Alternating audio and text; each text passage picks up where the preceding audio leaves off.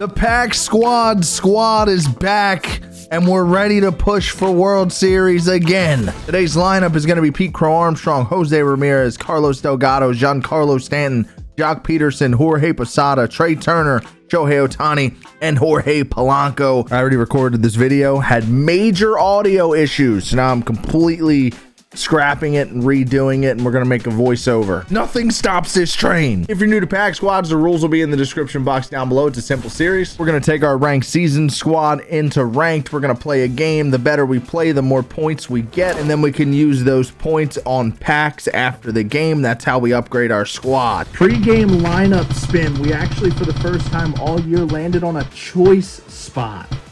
We get to pick, so obviously we're taking our home run leader, Shohei Ohtani. Here we go, home squad. Nick Pivetta on the mound against Parallel 5, Dustin May, and a pretty nasty looking team. Parallel 5, Corbin Burns lightning up there. Game starts, Nick Pivetta getting some soft contact in play. 3 up, psych, not 3 up, 3 down. Isaac Paredes with a base hit, and then Juan Soto hits a missile right at Trey Turner, who can't come up with it. But then we get the ground ball from Tatis, and that will do it for the top of the first. Now, Dustin May, Parallel 5, 4.85 ERA he has with him. Starts the game off with a couple strikeouts. Carlos Delgado gets a base hit, and then Giancarlo Stanton grounds out to end the inning. We get our first point on a strikeout, and then Nick Pivetta goes on to strike out the side. Through an inning and a half. It's nothing, but it won't be that way for long. Jock Peterson gets all of that one. 454 feet for a 10-point swing, distant bonus. And now Shohei Ohtani comes up after that, gets a single for another point, and the inning ends there. 1 run on the homer, 14 points, and the lead through 2. We go top 3. We get a ground out to third. Corbin Carroll's going to strike out for another point, and then we get the backwards K for another point to end the top of the third. Now bottom 3, 1-2 count. Pete Crow Armstrong almost muscles one out of here, just missed it, and Carlos Delgado flies out deep to right to end the inning. So we're through 3, 1-0, top 4. He gets the leadoff man on. Then Juan Soto comes up, who had a hit last time. He flies out to the warning track, and he gets a 1-out walk to put 2 on, and we strike out a huge strikeout there. And then after the strikeout, he gets caught trying to take bases on a wild pitch, and this is actually going to be a caught stealing point to end the 4th inning. He threatens but does nothing with it.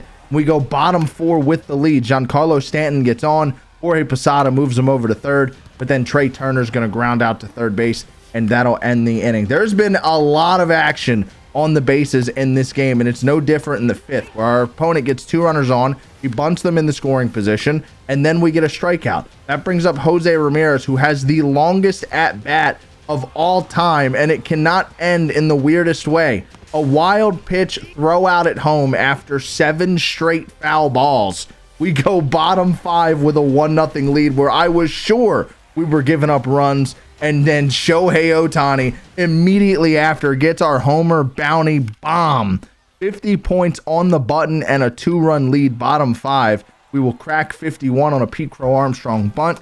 We will then steal second base, make it 52. Why not? We're going to steal third base, make it 53, and then small ball baseball with Pete Crow Armstrong. He's going to fly out to center and score on that Jose Ramirez fly out. Carlos Delgado here with 2 outs and a 2-2 count is going to muscle one out the center for an extra point. Stanton will follow that up by ripping one down the line. Kind of botches it in left field. I don't know if this is a single and an error, but we end up getting 2 in the books after the game. So that's where we're going to put down 2 points, and a ground out ends the inning. But we tacked on a few extra points, and we take a 3-0 lead. Top 6, where again, for what feels like the 5th straight inning, our opponent gets 2 on with nobody out, but then he chokes it again. A double play and then a strikeout from Andres Munoz, as you're going to see here. 2-2 count, just gasses him up to end the inning. He does end up getting 1, but we get that run right back with a Jorge Posada home run, making it 4-1, and that was pretty much the ball game right there. We get another run to make it 5. Jose Ramirez hits another home run later in the game, and that forces the rage quit. In total, we had 6 runs if you count the Jose Ramirez homer, 24 total bases, 6 runs, 2 bags, 10 strikeouts. We had the homer bounty, the multi-run innings. We landed 88 points, and we are 1 win away from World Series. I was so excited about getting into the World Series game, I never spun the wheel for the win or the rage quit after this first game. I do spin them after the second game, so stick around to see if we rip just those or if it's with a third. Now, quick note, I had a couple comments last time I opened Ball-ins. I'm going to reiterate it from the beginning. Ball-in as a habit to guarantee a gold. Standard packs give you 1 gold for every 10 packs. We're going to spend 80 points on 8 Ball-ins, and then we're going to open 8 standards and jump into a second game to try and make World Series. These Ball-ins, all in all, do not start out very hot. Tanner Scott, we did get a double gold pack there, but we didn't pull a single gold that's even potentially going to go up later. We do get a center field live series. Nope. Dalton Varsho for the second episode in a row.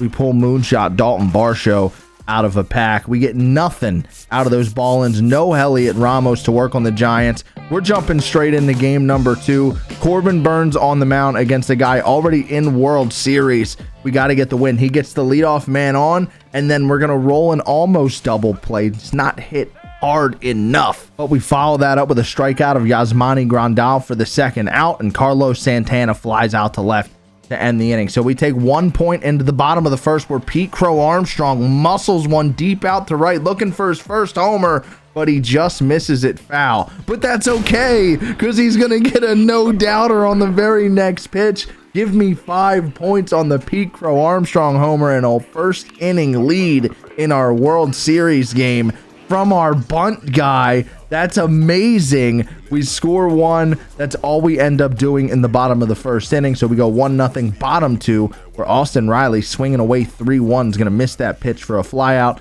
Then he rolls over a ground ball with Lourdes Gurriel Jr. to end the inning, and we go bottom 2 with our lead. Trying to tack on another one. We're going to do just that. Jock Peterson crushes a sinker. That's a line drive home run out to right. Make it 2-0. Trey Turner then gets a perfect single, tack another point, brings up Shohei Ohtani, ground ball up the middle, tack another point. That puts 2 on with 1 out, or so I thought. I thought he was throwing that ball all the way to third. I tried to get sneaky with it. He smartly hits the cutoff man, gets me at second, and then strikes me out to end the inning. We squander an opportunity, but we do make it a 2-0 game. Again, though, I've given up so many base runners in this video. It's so funny. He gets the leadoff man on and strands him again. We get a strikeout to sneak out of the inning. 2-0. Top of the order coming up again. We're going to ground out with PCA, strikeout with Jose Ramirez, and then 0-2 count. Carlos Delgado hits a ground out to first base to end the third. So through 3, it's a 2-0 game. We just really have pitched our best in big spots. We are giving up base runners. We're giving up knocks. We're not giving up barrels with the runners in scoring position. A lot of it is my opponents choking, as you're seeing again here in the 4th inning. Another walk, another base hit, 2 runners on, and we get out of it again. And eventually we run into another ball. A solo shot from Trey Turner, a little bit under and out in front of that one, but it gets out over the bullpen and left here at Ship It, making it a 3-0 game. And then Pete Crow Armstrong has already homered in this game. He's going to try and lay a bunt down, unsuccessful this time around. So we're going to get back on the mound, top 6. Corbin Burns still out there, gets a strikeout to start the inning, but then Jock Peterson hits a barrel out to left to put a runner in scoring position. And I'm going to yank Corbin Burns right there for Trevor Hoffman. Hoffman gets a fly out and a strikeout to get us through that 6th inning. My opponent started seeing me pretty good, and we got Corbin Burns out. I feel like it was the perfect time. We sneak through that inning, and then again, we run into another one. We have just been hitting him with dagger solo shot after dagger solo shot, and Pete Crow Armstrong making his defense known out in center. You get another strikeout to end the 7th. You get a runner on here, top 8, and that's going to pretty much do it. Hobie Milner comes out of the bullpen, gets a double play in the 8th, and he's down to his last 3 outs in a 4-run game. We've done a little bit of everything in this one, and Pete Crow Armstrong is once again going to get a bunt down for another sneaky point, putting us at 29. Then he's going to steal second base, make it 30. We're going to try and steal third base once again. We've already done this in this game, but this time we get caught a little bit too much, but that's okay, because Jose Ramirez is going to hit his second homer of the game, and there's a multi-homer bonus to give us a 5-run lead in the 8th, and we are looking right at World Series now. 5-0 game in the ninth. We're just going to keep Hobie Milner out there, save the rest of the bullpen. He gets 2 outs very quickly. Carlos Santana flies out to right, and then Austin Riley strikes out to end the game. One last point, one last win. The boys are celebrating, and we end up with 42 points just off of our standard stat. A grand total of 47 points on the win. Nothing overly crazy in this one. It was just a bunch of solo shots with not a whole lot mixed in between. But either way, we win the game. We make World Series. Pete Crow Armstrong goes parallel too. We unlock a bunch of stuff, including a World Series ranked rewind pack. So we get a rewind pack and our World Series pack after the same game. A nice little come up offensively. First thing we're going to open is the actual World Series pack.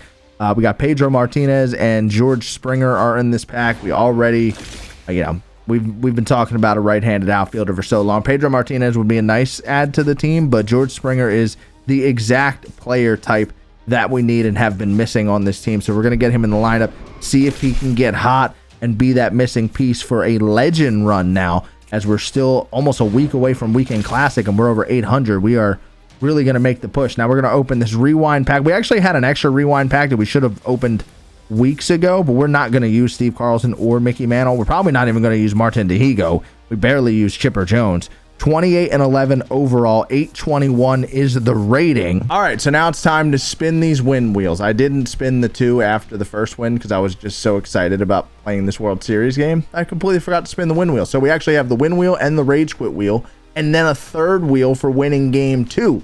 We have 3 win wheels to go along with our points. 1 gave this thing a spin, and it ended up landing on any pack on the market. So we can open any pack on the market. We decided to open the Chase Pack 12. This Chase Pack 12 is the new Chase Pack. It has the feature Felix Bautista, but unfortunately we get another purple live series. This time it is Josh Hader. That is a duplicate and a quick sell for us.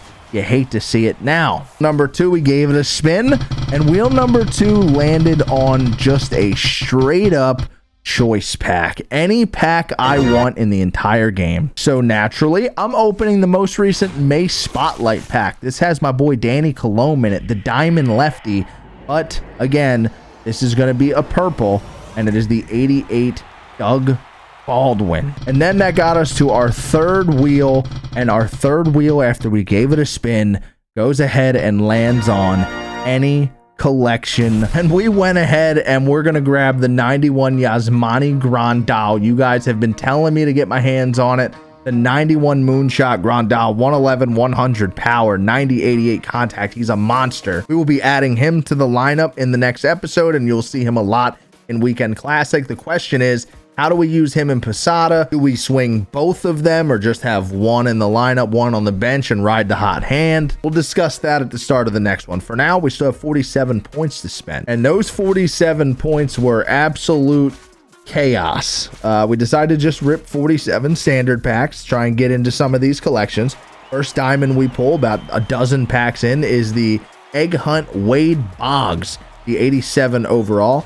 Nothing too crazy right there. So we just start ripping again. We get another dozen or so packs deep, and we get to our second diamond. And the second diamond that we pull in this video is a purple right fielder named Juan Soto, the 88 overall Juan Soto.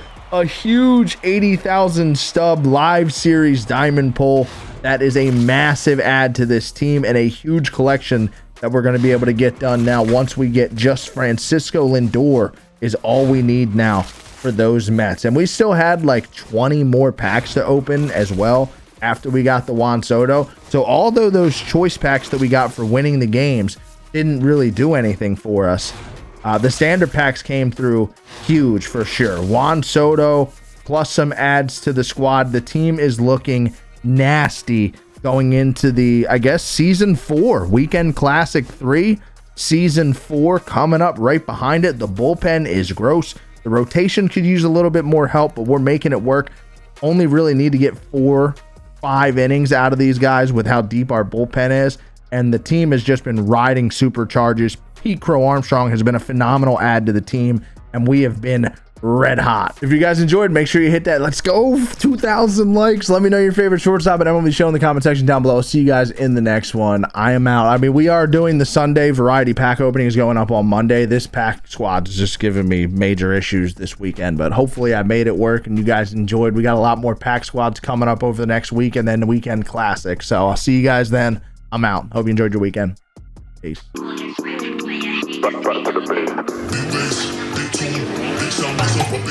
Yeah, only getting started when it's midnight, keeping it tight. If a nigga wanna go to